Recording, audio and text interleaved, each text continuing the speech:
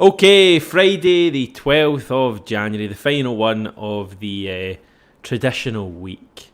As I've said before, I get in trouble when I say the end of the week or even the end of the working week, because some people work at weekends. You guys work at weekends quite often, don't you? Hard working people.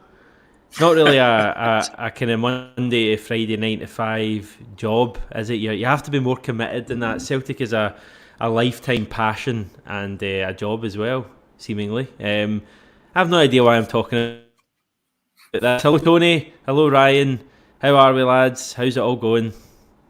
Yep, all good, all good. Can't complain, no, things are good. A wee bit more to talk about today, which is good, especially over the past hour or so. So, yeah, feeling in a good place, always feeling in a good place on a Friday morning. So, yeah, looking forward to it. Beautiful day in Melbourne today, Kieran says. You'll get in trouble for saying that, Kieran, but I can wholeheartedly agree with you. You can probably tell that from the red complexion that's before you in the top left of the screen.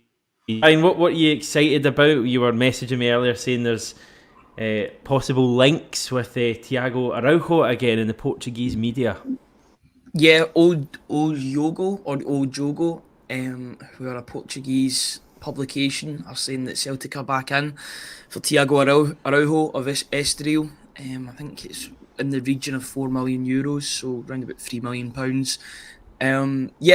He's a left back. He plays for Estoril. He came from the Benfica academy, and looks like a pretty exciting signing by all accounts. In a position that Celtic have needed reinforcements in. Seems as if Celtic are.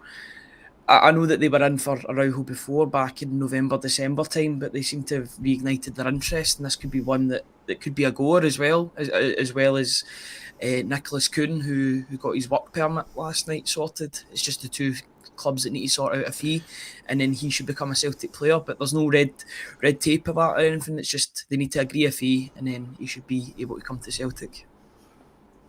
Yeah, green tape it would be for Nicholas Kuhn, isn't it?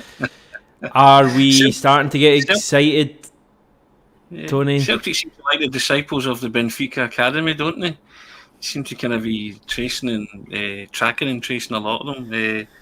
With obviously Paulo Bernardo, Jota success, and Araujo now, so it seems to be a tried and tested place to go and scout players that have maybe moved on from the Benfica academy as well. So yeah, I think the excitement's building. As I say, I still want to see players in the door, but at least there's positive speculation now, and stuff like, as you say, green tape and permits being signed. That's always a positive sign.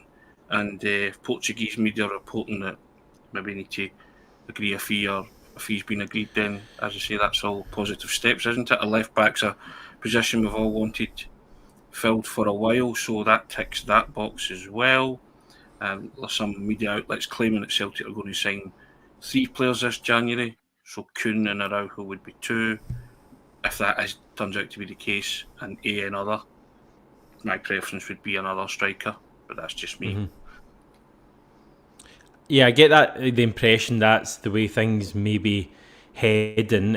Kuhn, as we said yesterday, seems very much like he's going to be signed, as Ryan says, work permit sorted.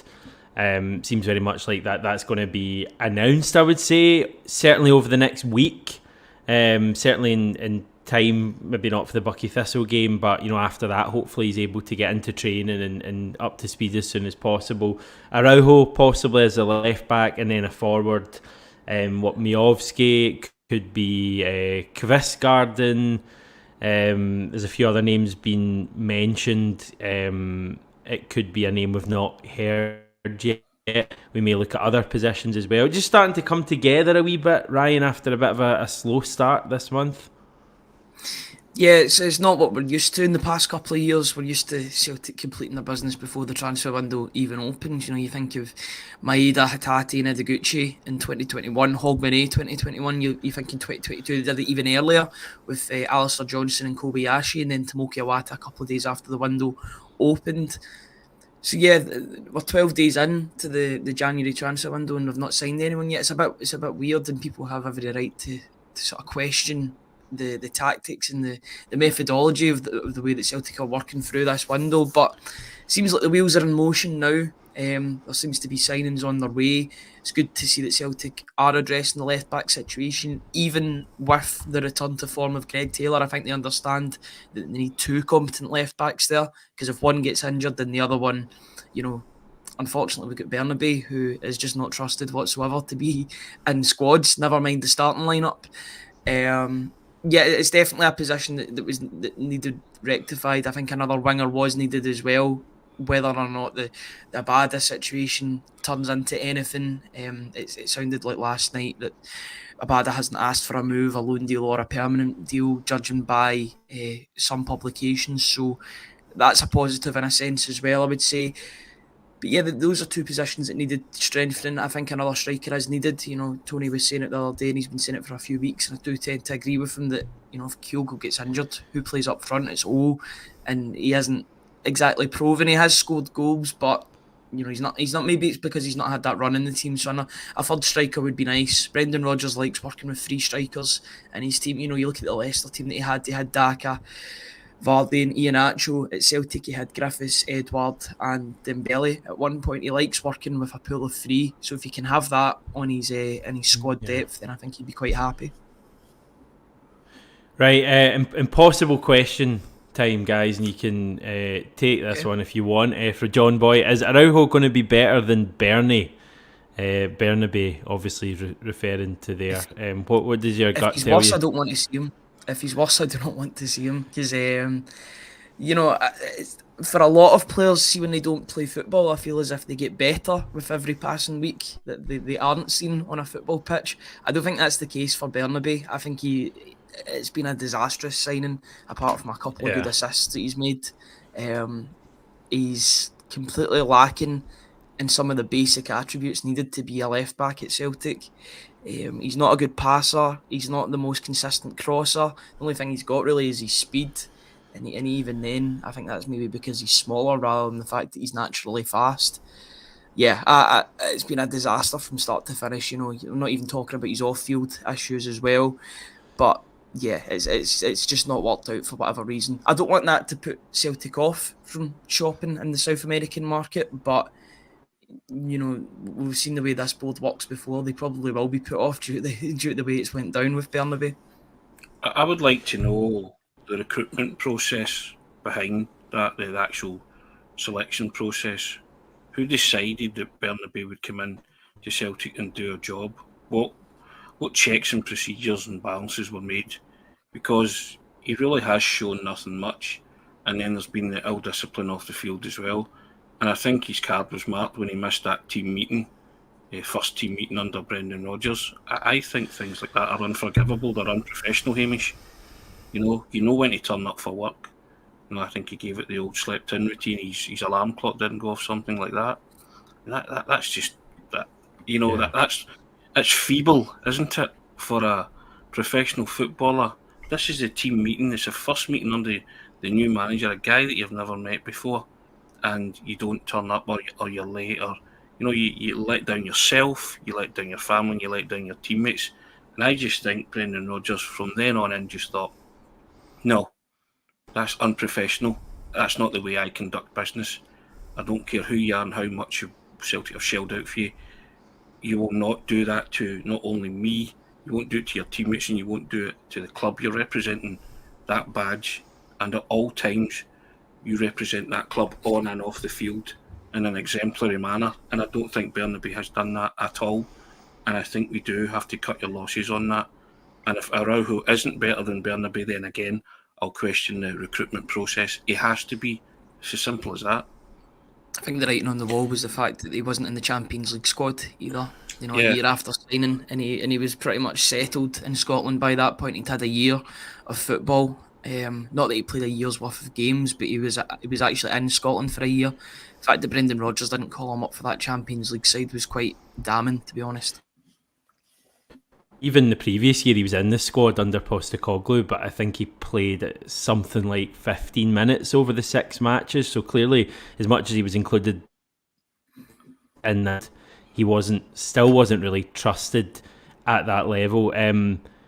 Yeah, I mean, yeah, it's difficult. You don't want to sit here and just slam a player who's not succeeded because it doesn't really do much. But equally, it's been incredibly disappointing. All things told, to be honest. And when he first joined, I was kind of the opinion that he had the ability. It was just kind of getting his head sorted. But to be honest, as time goes on, the kind of mentality's become a major issue on and off the park, I would say, and it's been extremely disappointing. I mean, when you think when he was signed, there was a proper buzz, wasn't there?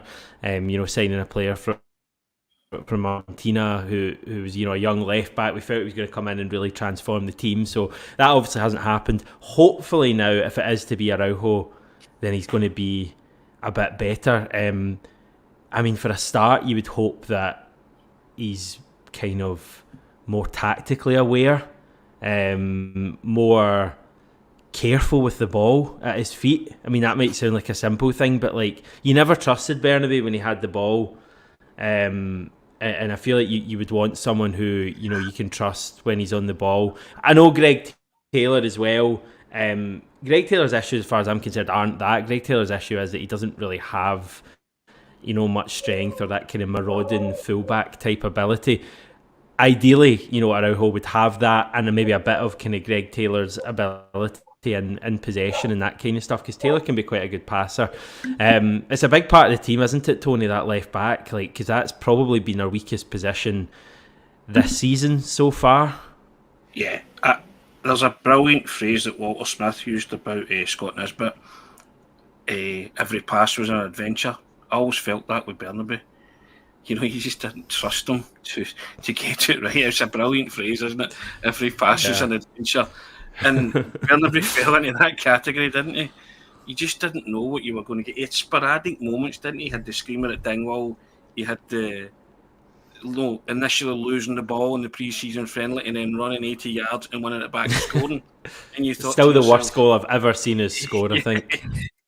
And some of the parts were sort of there in little bits, weren't they? But it never married. The whole thing never married. And and again, you just looked at it and you did get excited that you thought that they were, exploring a new market. He came in and there was a buzz when he came in, and you thought, right, let's see what he's got. And he's not offered too much. And it's not a case of slaughtering an individual footballer. You want every footballer to succeed who signs for Celtic. But sadly, we've spoken about Bernabeu's stuff off the field more than we've ever spoken about him on the field, haven't we? And for a Celtic player who you shelled out £3.75 million for, I don't think that's good enough. So again, I go back to the kind of recruitment process about that. And, I think fingers need to be pointing, questions need to be asked about who had the final say on this, because it's not been ideal, and I think it is time you cut your losses. But I think Araujo, you just sort of say, right, okay, if he's come from the Benfica academy, he has to have something. You look at Bernardo starting to show what he had. Jota was quality, didn't know too much about him. So I'm assuming that the basics will be there with Araujo. He'll be able to attack, he'll be able to pass, he'll be able to defend. I'm assuming that's certainly what somebody has watched. Because as you said there, Hamish, sometimes you thought the basics were lacking in Bernabeu, weren't they? At times. Yeah. And you were trying to pick out what attributes he actually had, and you found yourself struggling, didn't you? And then at the end it became a butt clause, but he's good at this, that kind of thing. He's got good speed. Or people were actually saying, I don't actually think he's a fullback, he's more of an attacking winger or midfielder. But he was bought as a natural left back, wasn't he? And you say, so, well, if that's not his natural position, then why do it? Yeah, clearly hasn't worked out. Big Dom asking, just moving on a wee bit to the other player, how do the three of you react to Niku matching Brendan's request for quality and experience? Surely Brendan was looking for much more experience than this. He wouldn't appear to have experience or be really experienced, Ryan. Is that important? Is that a route Celtic are going to go down? We keep hearing that, and I don't know if the club have ever actually said this, but we keep hearing that they want that resale value on signings.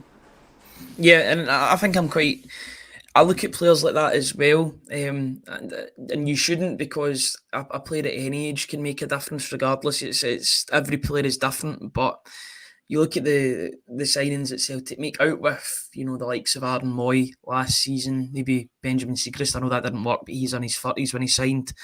They're all younger players that Celtic bring through the door, like Nawrowski, even though he was a first team player at Legia Warsaw. He's only 22 years old. Lagerbielke, 23 years old. Odin Thiago Holm, 20 years old. They're all that same age where they can play for a couple of years, still be young, and then you'll get a good resale value for them. The thing I like about the players that Celtic are in for this window, in Araujo and Kuhn, is that they're 23 and 24, around about that age. So they're still young, but they're seasoned at that point. They've played first team football. Palma was the same. He'd played first team football for Aris, a couple of clubs before then. So it's not as if they're youngsters just coming in and making their breakthrough. They've had that breakthrough already with another team, and they're coming to Celtic out of merit rather than just the talent that they possess. So yeah, Araujo's been playing. He's been playing for Estoril in the Portuguese league. Kuhn's been playing for Rapid Vienna in the Austrian Bundesliga. Tearing it up by all accounts from what people are saying. I was reading a particular Twitter thread yesterday, and he was saying this would be an Ange Postecoglou perfect signing for Tottenham Hotspur, never mind Celtic. So, you can look at that in one way. You're like, this guy's going to be a hell of a player, or you can look at it the other ways. Are Celtic still signing players under the sort of Ange Postecoglou model? Should they not be signing them for the Brendan Rodgers model? Or are they similar enough that they can work in both teams? Because, there's been players that have struggled to adapt to Rodgers' methods and then get good in the sort of 4 or 5 games before the winter break. But would you much rather be signing players for the Brendan Rodgers style rather than the Ange Postecoglou style? It's just a viewpoint. Yeah, it's going to be interesting to see, the business that is done between now and the window. Just when you're speaking about experience there, like, that's one of my kind of bugbears with Celtic recruitment maybe over the last year, is that we have kind of gone for that younger age bracket. Probably virtually every signing has been, maybe 24, 23 and under. And you look at that first window that we had, under Postecoglou, and it was, older players, in that kind of 26 to 28 model. I think Kyogo, Starfelt, Juranovic, there's another one I had in my mind, Giacomakis, and I felt like that experience kind of worked for us. All those signings worked for us, and I just feel like we've gone a little bit too young, a little bit too niche. I don't mind some of those signings, but I'd quite like a player in their prime, even if they don't have that resale value. I don't think many fans actually care too much about the resale value. As long as you've got like the odd player like a Matt O'Reilly and a Hatate earning us that kind of money, then I think you can afford to go for the older players who are a bit more experienced, because there's a reason we did that a couple of years ago. That's just my kind of frustration with Celtic. I feel like if we, rather than signing a Yang or a Tilio, young players up and coming, if we'd have changed one of them for maybe a 26-year-old winger who'd played in a decent level in Europe, that may have been better. But I'm just ranting, guys, to be honest. So feel free to ignore me if you want. I won't take it personally. You're spitballing, Hamish. Is that what you're saying? I agree with that, Doc, to be fair. Totally. I also, sounds simple, but see, when you sign experienced players, they tend to be good. You know what I mean? because of their experience. So when you sign good players, you end up with a good team. That's very simple too. But I think Celtic have neglected to sign both good players and experienced players, and taking a couple of punts, as they say. I hate to use the word P players as in projects. I'll steer clear of that. But, it's very hard to avoid that situation. And I think Hamish as well would be a bit more prudent in terms of go for an experienced person. I don't really care about resale value, because I want players to come in and see if they have 3 or 4 years left. I want the best 3 or 4 years to be at Celtic, because they'll contribute to success. I don't care what happens when they're 30. If they give up when they're 30, so be it, or play to their 30, fine. I don't care about resale value.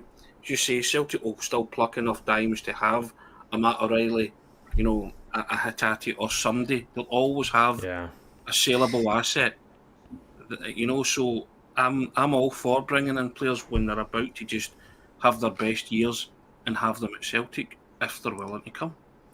This is where I was baffled by people. It's all online, it's all online. But I was baffled that people were turning their nose up at the prospect of El Younousi coming back to the club, a 28, 29-year-old that had done it at Celtic before. I know that his last season left a lot to be desired, but I think he was still Celtic's second top goal scorer in that season that shall not be named. There's experience. I think a lot of people would have much rather taken El Younousi over like a joint like Yang and Tilio sort of transfer dealings. A guy that's older that was doing it in the Champions League this season for Copenhagen. I know it didn't transpire, and he got a good move, and he's at Copenhagen. He seems like he's the star over there, along with a couple of really talented youngsters. But that's a deal that I was amazed that people were turning their nose up at. When Ryan, I think it was the stigma that was attached to El Younousi because of the season that shall not be named. People didn't actually look at what he brought and the things that he did. I think there was a stigma with players attached to that season.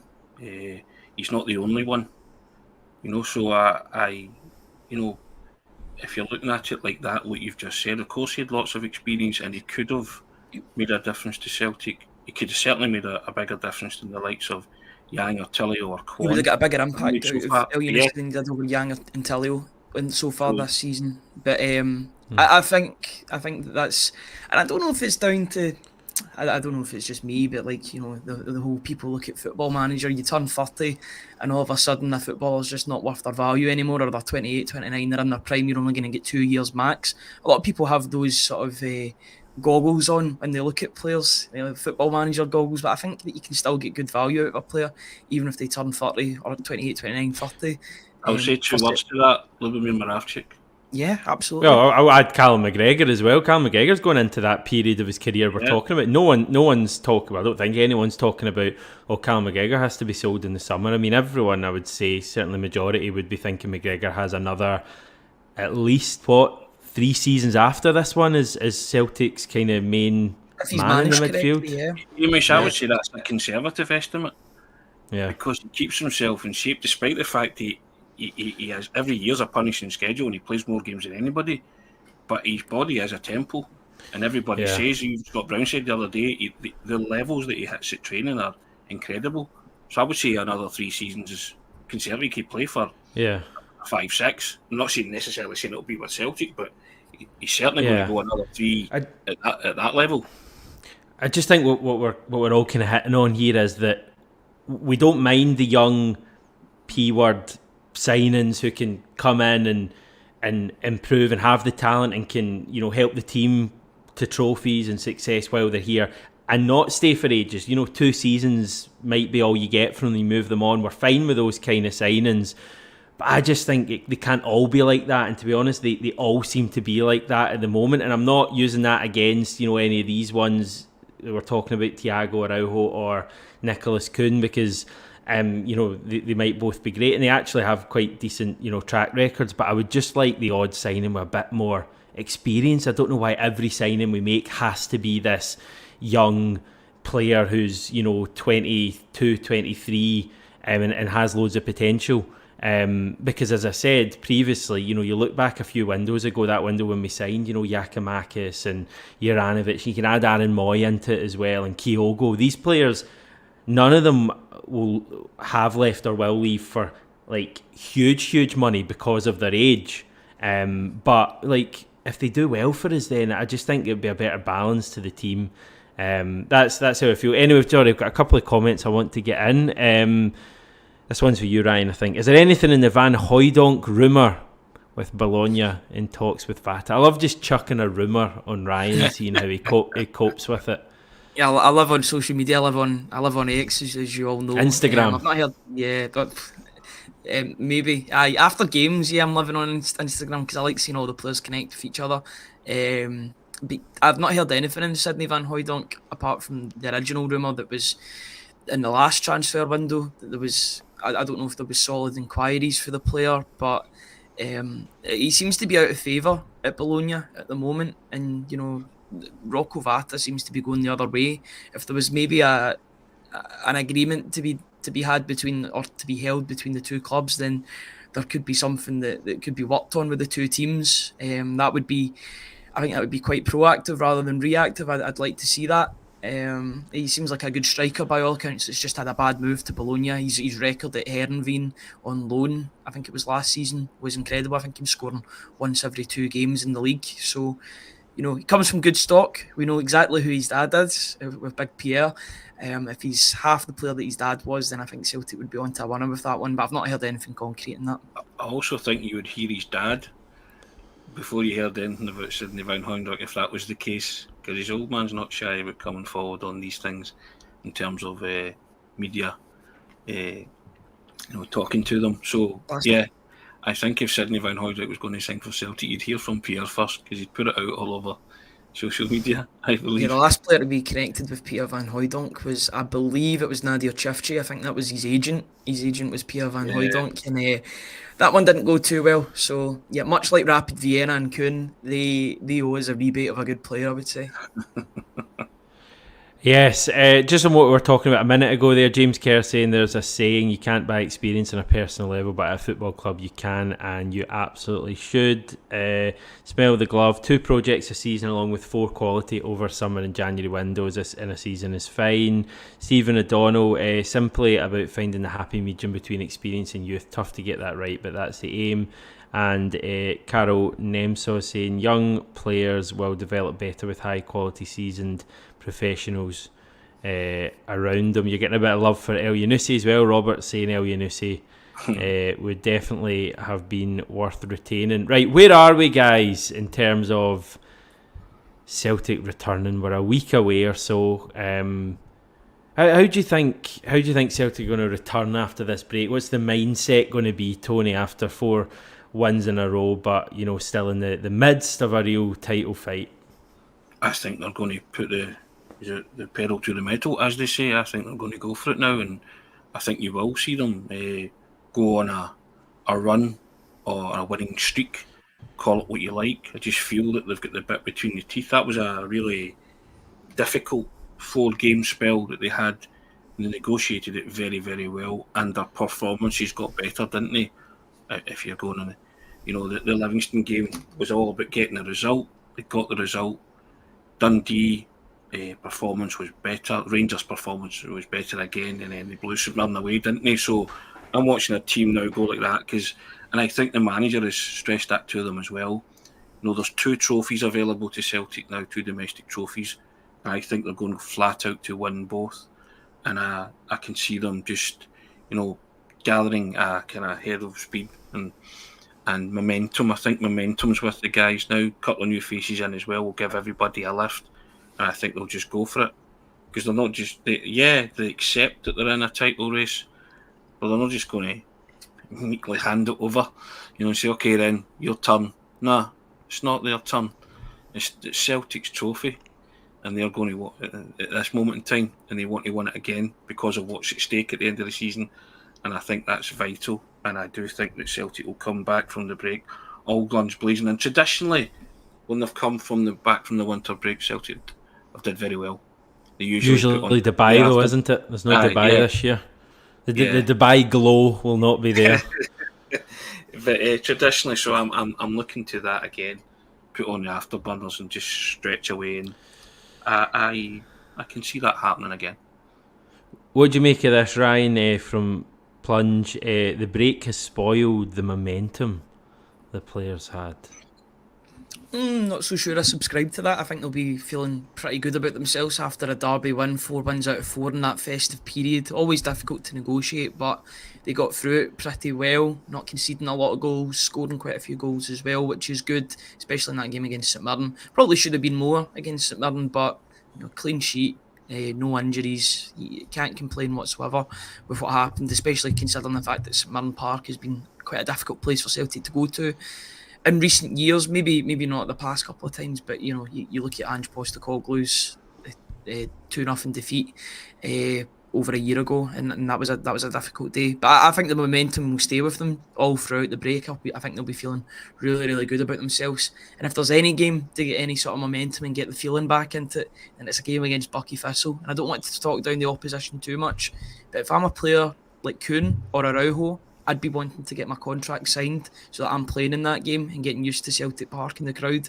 If I'm Kuhn in particular, I'm looking at that game and thinking I can break my duck in the first game against Bucky Thistle and really get a positive feeling going, because there's nothing like momentum. If Kuhn can get some momentum, if he comes into the club and gets a goal on his debut, and I think everybody will be quite happy with that.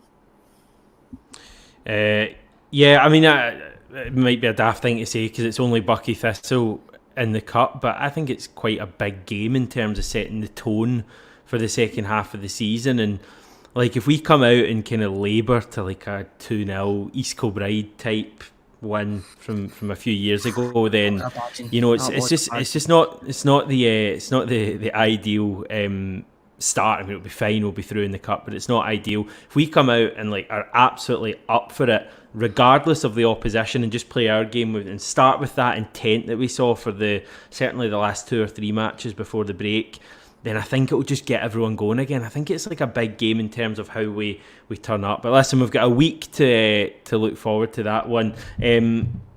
Video today brought to you by MPH Group and Navien, Scotland's award-winning family-run all-trade specialist covering mainland Scotland. Winter is rolling in. Can I have a wee temperature check, guys, just to make me feel great about things? I need to double check. Where do you even look for the temperature these days? The weather app, I guess. The Edinburgh account. It's not even 1 degree. One solitary degree. Winter is 1 degree in East Kilbride as well, Hamish. Yep.